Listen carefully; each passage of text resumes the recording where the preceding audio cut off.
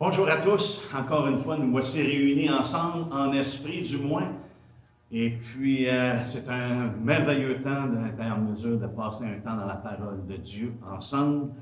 Et nous allons continuer ce que nous avons entrepris dans les dernières semaines. Et dernièrement, on a regardé aux accusations de l'ennemi. Il est l'accusateur des frères, n'est-ce pas? Et puis, on a regardé des exemples qui étaient vraiment concrets. On a vu à propos de Zorobabel dans le livre d'Esdras et comment est-ce qu'ils ont reçu des lettres qui étaient adressées contre la ville de Jérusalem, des accusations qui portaient contre la ville de Jérusalem, des accusations de rébellion et ces choses-là. On a également vu à propos de Néhémie qui avait été directement attaqué au niveau de son caractère avec des accusations qui étaient erronées. Et puis, la même chose avec Jean. On a vu dernièrement Jean, comment est-ce qu'il a été vraiment accusé par ses amis et emmené ils l'ont emmené à une condamnation que Dieu les a repris pour. Et puis également, on a considéré Joseph qui avait été faussement accusé de vouloir coucher avec la femme de son maître et ces choses-là. Et puis, ce matin, j'aimerais regarder ensemble une autre venue. Et puis, parce que l'ennemi vient de différentes manières. Et souvent, on a de la misère à s'identifier avec les personnes, des personnages comme ça, des exemples de personnes qui, à nos yeux, sont des géants dans la foi. Et puis, on a de la difficulté avec ça pour comment est-ce que ça nous affecte, nous, personnellement, parce que peut-être qu'on ne vivra jamais des accusations à ce niveau-là. Par contre, l'ennemi est rusé. Et c'est une chose qu'on a vue. Et il vient de différentes manières. Et c'est pour ça, ce matin, j'aimerais qu'on regarde de discerner les intrusions de l'ennemi. Mais son but est toujours le même. C'est de nous condamner et de nous arrêter. Mais on veut regarder ensemble. J'ai mentionné également comment est-ce qu'il a une finesse, n'est-ce pas, d'assaillir la pensée des hommes. Il a très bien réussi, c'est ce qui a emmené également le monde dans l'état qu'il est lorsqu'il s'est adressé à Ève. Et comment est-ce qu'il l'a emmené à penser comme lui voulait qu'elle pense, et non pas selon les pensées de Dieu. Dieu avait déjà révélé sa volonté. Il avait déjà mis en lumière sa pensée, son dessein, son plan. Et puis, l'ennemi est venu et a introduit une ligne de pensée qui était absolument fausse et dont Ève a été tentée et séduite par. Et ça a amené une série d'événements que l'on connaît aujourd'hui et qui rend ce monde difficile de vivre dedans, n'est-ce pas? Parce qu'il est astucieux. J'aime l'exemple qu'un ministre dans le 17e siècle a fait concernant les pensées. Et puis, il a fait référence à nos pensées que ça peut être comme des enfants bâtards qui sont laissés au seuil de notre porte et qu'on pense que c'est nos propres enfants. C'est comme ça que l'ennemi est si subtil, il est si habile dans ses voies qu'il réussit à nous faire penser que ce qu'on pense, c'est vraiment nos pensées, même si sont à l'encontre de Dieu. Et puis, différentes façons de voir ça, je le mentionne souvent, c'est certain qu'on ne peut pas contrôler les oiseaux qui volent au-dessus de notre tête, mais on peut les empêcher de faire un nid sur notre tête. Et les pensées, c'est comme ça, il y a des pensées qui nous viennent d'ici et là, et puis la source n'est pas nécessairement de nous, mais on peut empêcher ces pensées-là de devenir une influence dans notre vie. Parce que l'ennemi va s'essayer, ça c'est absolument certain, c'est garanti.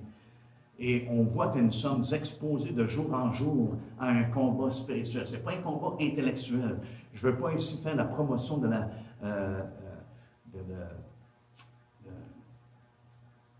voyons, métaphysique. Excusez, c'est le terme que je cherchais.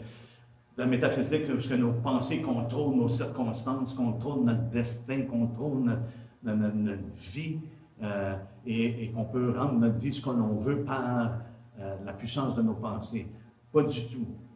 Mais par contre, qu'on doit réaliser et être en mesure de démasquer les intrusions de l'ennemi lorsqu'il vient pour justement s'infiltrer dans nos vies à travers nos pensées.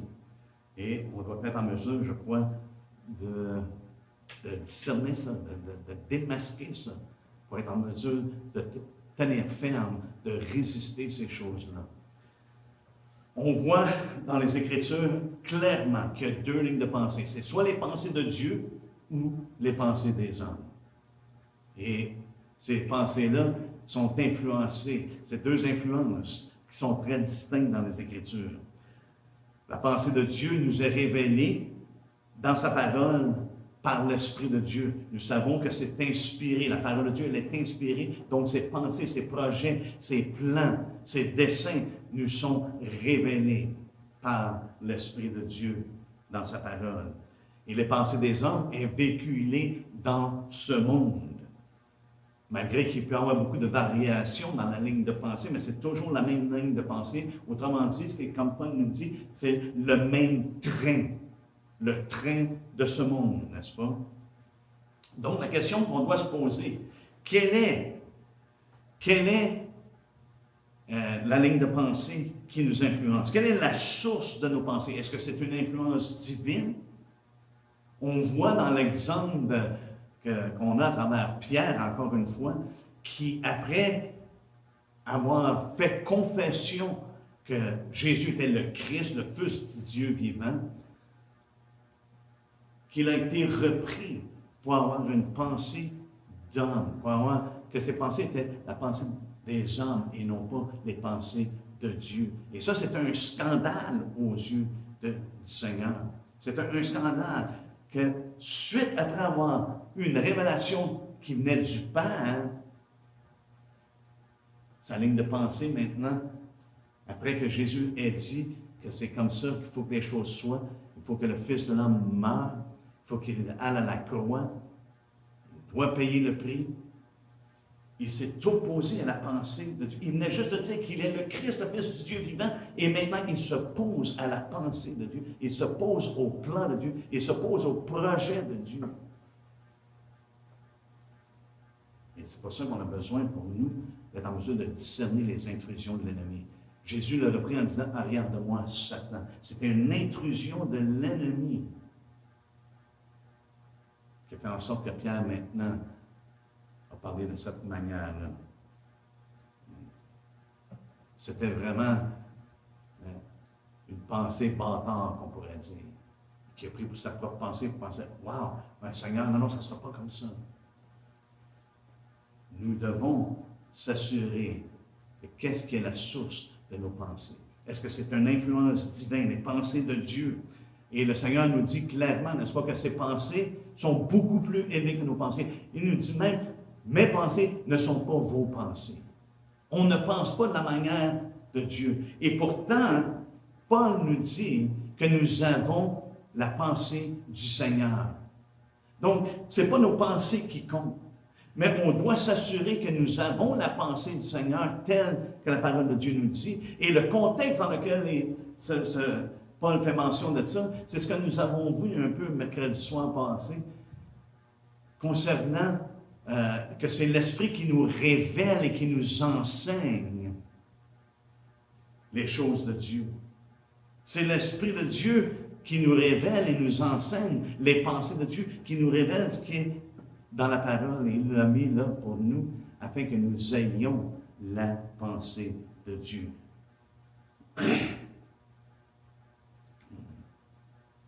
Et donc, je crois que c'est là l'importance qu'on voit. Ce n'est pas mes pensées qui comptent, mais l'importance du renouvellement de notre intelligence, afin que nous puissions avoir justement les pensées du Seigneur, la pensée du Seigneur continuellement. Paul nous dit dans Romains 12, au verset 2, « Ne vous conformez pas au siècle présent. » La ligne de pensée dans le siècle présent, frères et sœurs, est des hommes, qui est influencée Et nous allons le voir, et comme on l'a vu avec Pierre, qui est influencé par le diable, par le tentateur, par le séducteur, par l'accusateur. Donc, il nous dit, ne vous conformez pas au siècle présent, mais soyez transformés par le renouvellement de l'intelligence.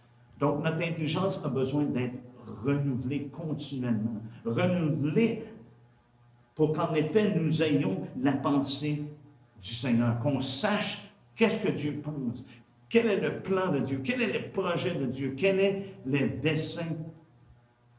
sont les desseins de Dieu. Donc, notre intelligence doit être renouvelée continuellement. Et le but, c'est afin que vous discerniez quelle est la volonté de Dieu, ce qui est bon, agréable et parfait. Afin qu'on puisse reconnaître ce qui est de Dieu, ce qui est la pensée de Dieu, ce qui est la volonté de Dieu, le projet, le plan, le dessein de Dieu. Ce qui est bon, agréable et parfait. Donc, à nous de s'appliquer, de méditer et de muser la parole de Dieu afin qu'on puisse connaître la pensée du Seigneur et qu'on puisse vivre et marcher selon la pensée de Dieu et d'accepter les pensées de Dieu plutôt que nos propres pensées qui peuvent être influencées par autre chose que l'Esprit de Dieu, qui peuvent être influencées par le siècle présent.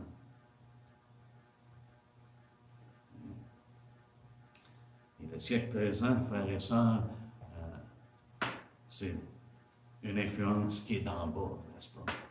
Et je fais allusion ici à ce que Jean nous fait part lorsqu'il parle de la sagesse qui vient d'en haut et la compare avec ce qui vient de ce monde, ce qui vient d'en bas, une sagesse qui est terrestre, une ligne de pensée qui est terrestre, charnelle, diabolique, une connaissance qui est terrestre, charnelle et diabolique. Nous étions de ce nombre, n'est-ce pas? Paul nous dit clairement que nous marchions selon le train de ce monde. Donc, on voit les mêmes principes qui sont impliqués ici. Le principe de terrestre, charnel et diabolique. Et Paul le dit de cette manière-là, nous marchions selon le train de ce monde, terrestre. Il nous dit également, c'est selon le prince de la puissance de l'air, de l'esprit qui agit maintenant dans les fils de la rébellion. C'est diabolique. Ça, cette influence-là, diabolique. Et c'est également charnel, parce que plus tard, un petit peu plus bas dans le même chapitre, il nous parle que nous vivions pour accomplir les volontés de la chair et de nos pensées. C'est ce que nous étions dans le passé. C'est ce que nous faisions. C'est la manière que nous marchions. C'est la manière que nous vivions. Notre influence est une influence d'ici-bas et influencée par les forces des ténèbres également, dans la façon de penser. Et c'est pour ça qu'on voit que nous sommes vraiment dans un combat pour la maîtrise de nos pensées. Est-ce qu'on va penser les pensées du Seigneur ou on va avoir les pensées du siècle présent? Paul nous fait part de ce combat-là. Si vous voulez aller voir avec moi dans 2 Corinthiens, au chapitre 10, et nous allons commencer à lire à partir du verset 3.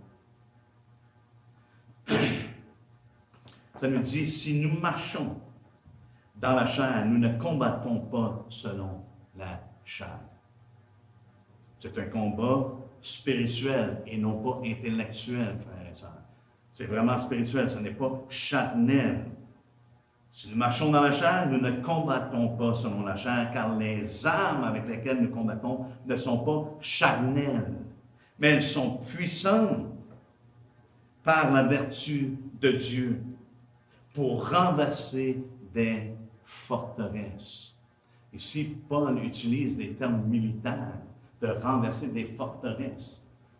Mais quand tu attaquais une ville et qu'il y avait des forteresses, Il fallait que tu les renverses pour être en mesure de te saisir de la ville.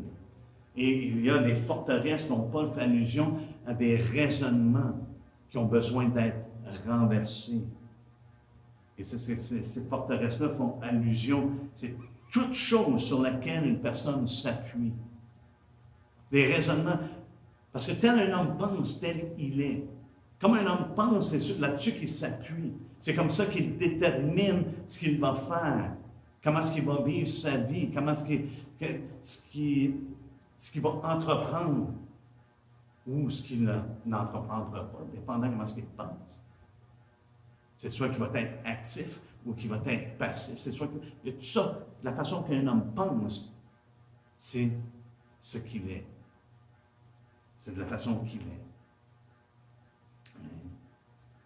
Donc, Paul dit, nous voulons renverser ces raisonnements-là, ces forteresses-là, qui peuvent vraiment être à l'opposition de Dieu. Parce que la façon qu'un homme pense également fortifie ses voies, fortifie la façon qu'il va marcher. Et si c'est à l'opposition de Dieu, mais ça va le fortifier, ça va l'endurcir, qu'on pourrait dire, dans ses propres voies. Ça va endurcir son cœur de continuer dans ses propres voies. Et c'est pour ça que Paul utilise ce terme militaire-là qui dit on a besoin de renverser, qui veut dire de jeter à terre ou de détruire, de démolir. Paul parle de démolir des forteresses, des raisonnements qui peuvent être très subtils, mais qui sont néanmoins des forteresses. Une ligne de pensée qui est à l'encontre de Dieu, qui est à l'encontre de la parole de Dieu. On peut en penser des lignes de pensée qui sont à l'encontre de la parole de Dieu. Si une personne dit qu'il est en communion avec Dieu et qu'il marche dans les ténèbres, il est un menteur. Fait que ce n'est pas simplement une personne qui confesse que la parole de Dieu, c'est une fausse ligne de pensée, de raisonnement, de dire « Ah oui, je suis en communion avec Dieu » et de continuer dans le train de ce monde.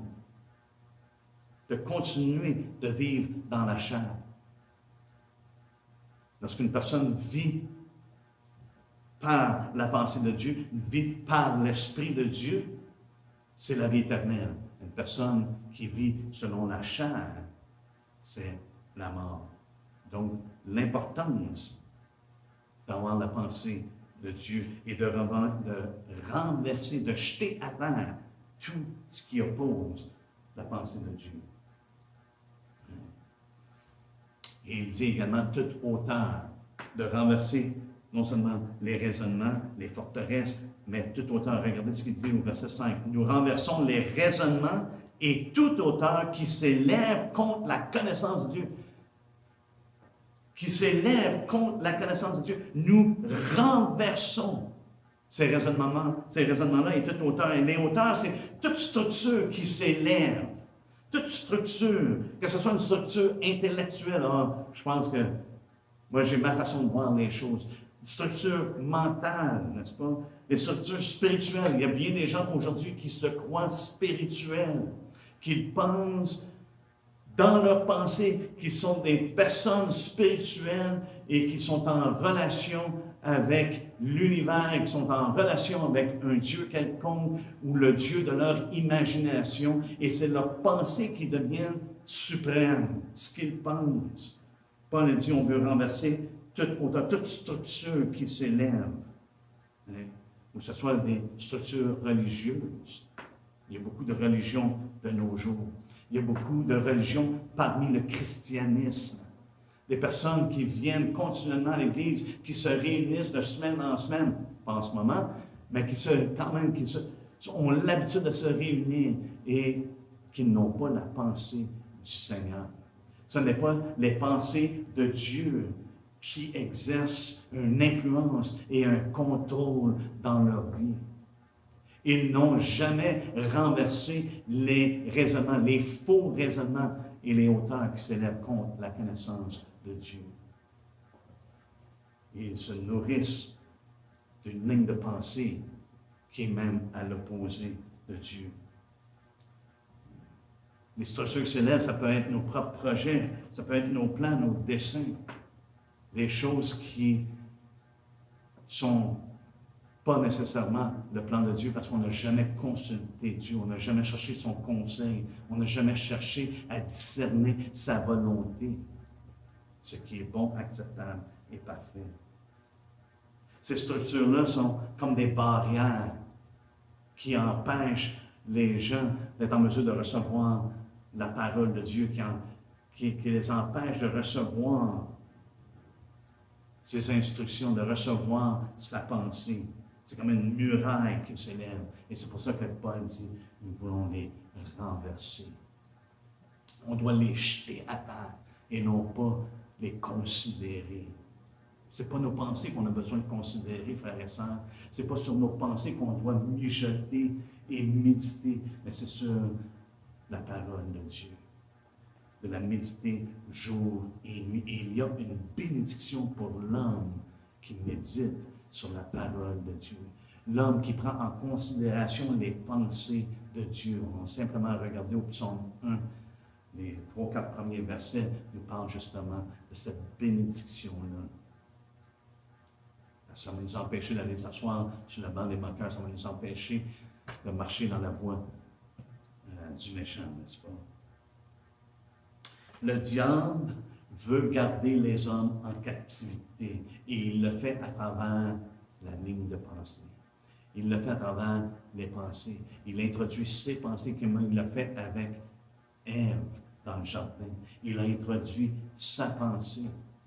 C'est une intrusion envers Ève et envers la race humaine, envers la création de Dieu, qu'il a vraiment emmené sa ligne de pensée à l'opposé de celle de Dieu. Dieu avait dit clairement, si tu manges de ce fruit-là, tu vas mourir. Et lui, il vient avec une autre ligne de pensée. Il dit, non, non, non, ce que tu ne sais pas, c'est que Dieu te cache quelque chose.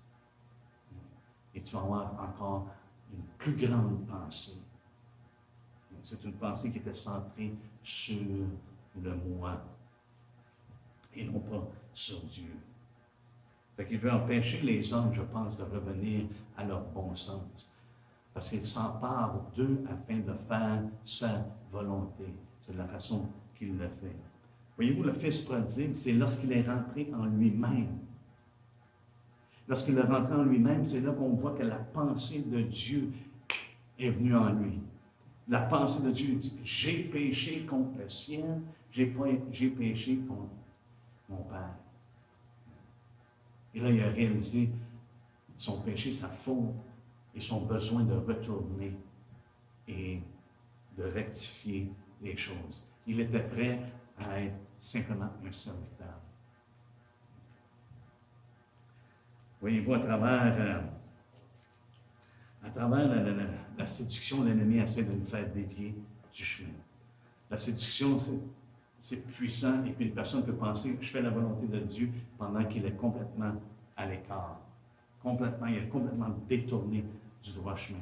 La tentation, c'est pour nous emmener à pécher. Il veut qu'on marche dans la désobéissance. C'est pour ça qu'il séduit, il tente, mais les accusations, frères et sœurs, c'est de renverser. Lui, c'est sa manière de renverser la foi. Et on doit lui résister. On doit démasquer les intrusions de l'ennemi. Et en voici d'une manière qui vient pour s'élever contre la connaissance ou contre les pensées de Dieu. Une des choses que l'ennemi fait, c'est pour ça que je dis, ça nous touche tous. Tous personnellement. On n'a pas besoin de se comparer avec un Job, on n'a pas besoin de se comparer avec un Néhémie ou avec un Joseph, ces hommes-là qui ont marché avant nous et que l'on considère des héros de la foi. Non, mais il vient à nous directement. Et chacun de nous, nous sommes affectés par ces choses-là. Il vient et il s'élève contre la connaissance de Dieu, contre les pensées de Dieu. Et il ramène nos péchés continuellement. Il va mettre une emphase et même une exagération concernant nos péchés. Et on doit être en mesure de démasquer cette forme d'intrusion-là On doit être en mesure de discerner que ça, c'est une intrusion de l'ennemi qui essaie de ramener nos péchés. Parce que lorsqu'on considère ce que Dieu dit, on doit recevoir la pensée de Dieu. Allez avec moi dans Michée. Michée au 7e chapitre, le dernier chapitre de son livre. Et je veux simplement lire quelques versets là. Et ça, c'est la pensée de Dieu qui nous est révélée et c'est la pensée que nous devons recevoir. Et tout ce qui s'oppose à ça, tout ce qui s'élève contre ça, on doit renverser ça. Parce que l'ennemi vient à chacun de nous, par moment dans nos vies, pour essayer justement de renverser notre foi, en ramenant nos péchés, en les rappelant, en les régurgitant. Que ça vient dans nos pensées. C'est comme des oiseaux maintenant qui volent au-dessus de notre tête, mais on doit empêcher qu'ils se fassent un nid. Ce sont des enfants bâtards et qui essaient de nous faire croire que c'est nos enfants. On doit résister, frères et sœurs. Dans Michée au 7e chapitre, en commençant au verset 18, nous lisons « Quel Dieu est semblable à toi? » Bon, il n'y en a pas d'autre. Regardez, pourquoi il n'y a pas d'autre Dieu qui est semblable à lui, qui pardonne l'iniquité, qui oublie les péchés. Wow! Du reste de ton héritage. Il ne garde pas sa colère à toujours, car il prend plaisir à la miséricorde. Êtes-vous peut-être en ce moment en prise avec une intrusion qui fait en sorte que vous pensez, ah, je suis une cause perdue. Je suis une cause perdue, c'est toujours, je reviens toujours en même affaire. Alors, regarde comment est-ce que je suis pourri. Ça, c'est une intrusion. Parce que la parole de Dieu, la pensée de Dieu est contraire à ça. Il dit, quel Dieu est semblable à toi, qui pardonne l'iniquité, qui oublie les péchés. Qui n'est pas qu'il les ramène continuellement, mais qui les oublie. Il ne garde pas sa colère à toujours, car il prend plaisir à la miséricorde. Dieu prend plaisir à pardonner. Il aura encore compassion de nous. Il mettra sous ses pieds nos iniquités. Tu jetteras au fond de la mer tous leurs péchés. Wow! Tu témoigneras de la fidélité à Jacob et de la bonté à Abraham, comme tu l'as juré à nos pères au jour d'autrefois. Et Dieu nous en a fait la promesse en Jésus-Christ, frères et sœurs. Donc, ne laissons pas ces intrusions-là venir nous détourner, nous renverser dans notre foi. Il dit, tu les jetteras au fond de la mer. La mer couvre le sol et on ne voit pas ce qui est en dessous. Les péchés sont effacés, sont complètement oubliés. Regardez avec moi également dans Ésaïe 43. Et c'est là l'importance de reconnaître les pensées de Dieu plutôt que les pensées de ce monde et les pensées qui peuvent venir de la puissance de l'air, l'esprit qui agit maintenant dans notre génération. Au verset 25, chapitre 43, ça nous dit, c'est moi qui efface tes transgressions pour l'amour de moi. Et je ne me souviendrai plus de tes péchés. Imaginez-vous, Dieu nous dit clairement, c'est moi qui efface tes péchés. Pour l'amour de moi fait référence à cause de moi. C'est pas à cause de toi que j'efface les péchés. C'est pas parce que tu as fait une performance, parce que tu vis une bonne vie, ou que tu as atteint un certain niveau de spiritualité. Non, c'est à cause de moi, par l'amour, pour l'amour de moi, à cause de moi. Je ne me souviendrai plus de tes péchés. Et il dit pratiquement la même chose un petit peu plus loin, au chapitre 44, au verset 22, ça me dit « J'efface tes transgressions comme un nuage et tes péchés comme une nuée. Reviens à moi, car je t'ai racheté. » Lorsqu'il parle d'effacer ici, c'est un terme qui peut être utilisé dans la comptabilité. Lorsqu'une dette est enregistrée et puis qu'elle est payée, elle est considérée effacée. La somme est zéro. Il n'y a plus rien qui est dû. Dieu a payé la dette à travers son Fils Jésus-Christ et l'ennemi s'élève contre ça et essaie de nous emmener sous accusation. Il essaie de renverser notre foi. Il essaie de remplacer les pensées de Dieu par des pensées qui sont contraires, des pensées qui mènent dans ce monde. Dans Hébreu, nous voyons que l'auteur fait référence aux mêmes choses. Je pardonnerai tes iniquités, je ne me souviendrai plus de tes péchés, au chapitre 8, verset 12. Dans Hébreu 10, 17, dit, je ne me souviendrai plus de leurs péchés. Et on a vu ensemble dans Éphésiens que ça nous dit, en lui nous avons la rédemption par son sang, le pardon des péchés selon la richesse de sa grâce. Et c'est une des choses que l'ennemi tente de faire, les intrusions qu'il amène, c'est qu'il tente de minimiser et de mépriser la grâce de Dieu, la richesse de sa grâce. Et à nous d'être sur nos gardes, parce que ces pensées-là, frères et sœurs, ne viennent pas de Dieu. Allons ensemble dans 1er Jean.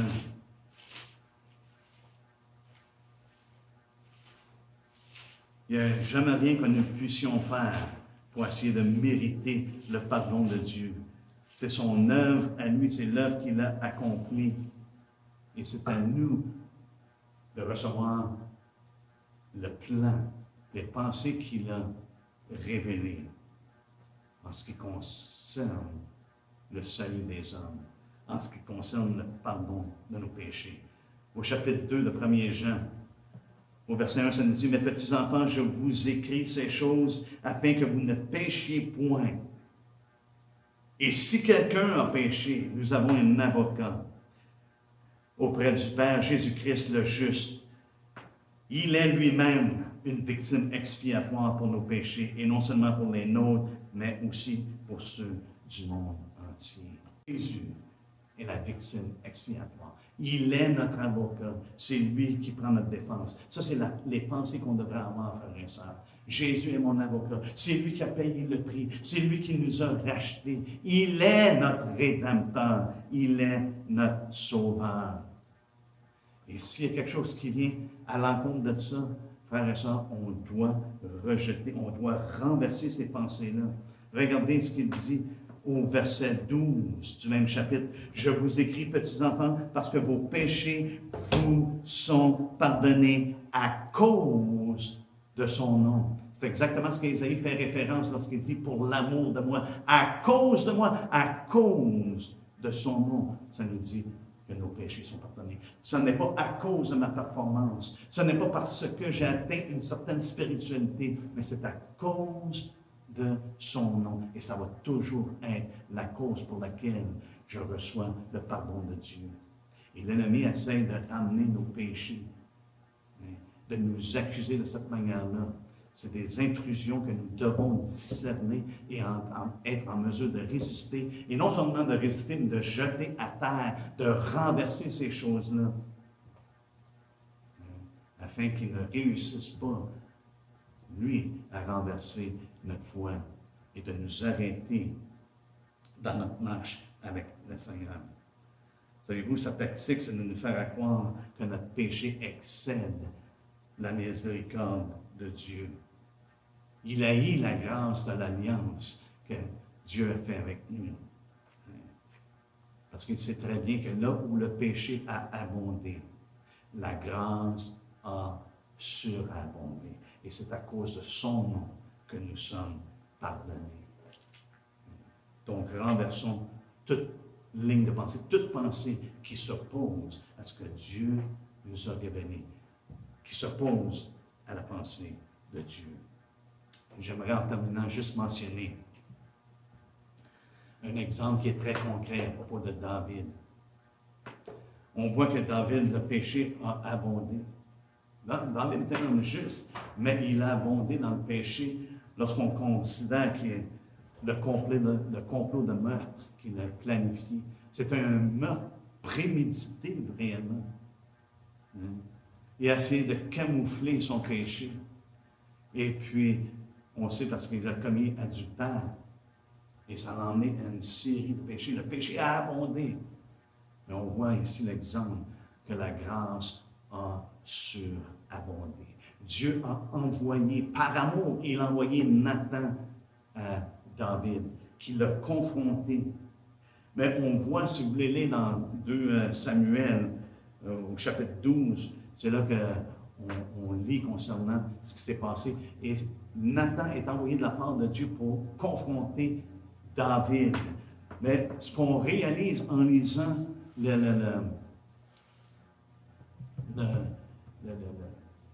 le passage, c'est que Nathan ne l'accuse pas concernant l'œuvre de Dieu dans la vie de David. Il le réprimande sévèrement de la part de Dieu et condamne ce qu'il a fait, mais il ne l'accuse pas concernant la grâce de Dieu, concernant l'œuvre de Dieu dans sa vie. Et David est profondément touché, il reconnaît son péché, il pleure sur son péché, mais lui également ne questionne pas la grâce de Dieu. Pourquoi? Parce qu'il est pardonné pour l'amour de moi. C'est ce que Dieu dit, je ne me souviendrai plus de vos péchés, je vais vous pardonner. Et puis, il va mettre ça comme il va les jeter dans le fond de la mer.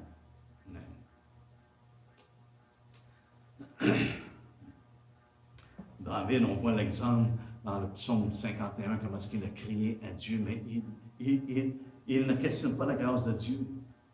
Parce qu'il sait que Dieu ne dénigre pas le cœur brisé. Si vous pouvez prendre le temps de lire le chapitre 51 dans les psaumes, lorsque, suite à être confronté par Nathan, David déverse son cœur.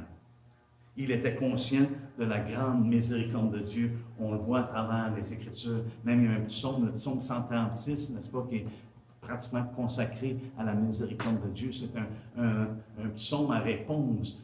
Et puis, le peuple répond continuellement, car sa miséricorde dure à toujours. Car sa miséricorde dure à toujours. Et David, lorsqu'il a remis en place les chantres pour qu'il loue le Seigneur, il dit, louez-le, car sa miséricorde dure à toujours. Ils étaient continuellement conscients de ça. Jéhoshaphat, lorsqu'il faisait face à l'ennemi également, est allé dans le temple de Dieu, il s'est adressé à Dieu. Et après ça, il a mis les chantres au devant et il a dit, louez l'Éternel, en disant, car sa miséricorde dure à toujours. Et l'Éternel est intervenu dans le combat et ils ont obtenu la victoire. On voit ici qu'il y a une grande différence lorsque Dieu réprimande versus les intrusions et les accusations. On sait que Dieu nous reprend parce qu'il nous aime. Mais l'ennemi nous accuse parce qu'il nous haït. Donc, il est essentiel. On se doit de rejeter les intrusions de l'ennemi, les accusations de l'ennemi, les pensées qui ne s'alignent pas avec celles de Dieu. Souvenons-nous qu'il n'y a aucune condamnation pour ceux qui sont en Jésus-Christ, qui ne marchent pas selon la chair, mais selon l'Esprit. On doit jeter à terre, on doit détruire, non seulement les jeter à terre, mais de les détruire, de les mettre en mille miettes, ces pensées-là qui viennent à l'encontre de ce que Dieu nous a révélé, des pensées de Dieu. On doit les démolir, on doit démolir tout raisonnement qui peut essayer d'entrer dans notre tête, aussi subtil qu'il peut le être. On doit les détruire, on doit les rejeter. Toute auteur, non seulement les raisonnements, mais toute auteur qui s'élève, toute chose, toute structure. Nous avons une obligation, frères et sœurs, dans notre vie, de discerner ces intrusions-là, de les démasquer, et non pas seulement les démanteler, mais de les démolir. Parce que l'ennemi va chercher à nuire à notre marche dans le Seigneur, au point de vouloir renverser notre foi. mais étant aux aguets, ayant le discernement, ayant la pensée du Seigneur, on est capable de reconnaître ce qui n'est pas de lui et de reconnaître ce qui vient de Dieu. Pourquoi? Parce qu'elles nous ont été révélées et enseignées par son Esprit qui habite en nous. Laissons pas les oiseaux faire des nids sur notre tête. Ayons les regards sur notre Seigneur et recevons ses instructions, ses pensées, ses projets, ses plans, ses desseins, qui, la parole de Dieu nous dit, sont des desseins bienveillants. Alléluia. J'espère que vous êtes encouragés de voir à quel point Dieu nous donne des preuves certaines de son amour envers nous et de son pardon, et qu'il nous a lavés, purifiés, sanctifiés en Jésus-Christ et par son Esprit. Je vous laisse là-dessus, et puis prenez le temps de méditer sur ces choses-là, et puis de reconnaître si vos pensées sont en ligne avec celles de Dieu, ou que l'ennemi essaie de pénétrer pour nous emmener à penser contrairement. On se revoit la prochaine fois.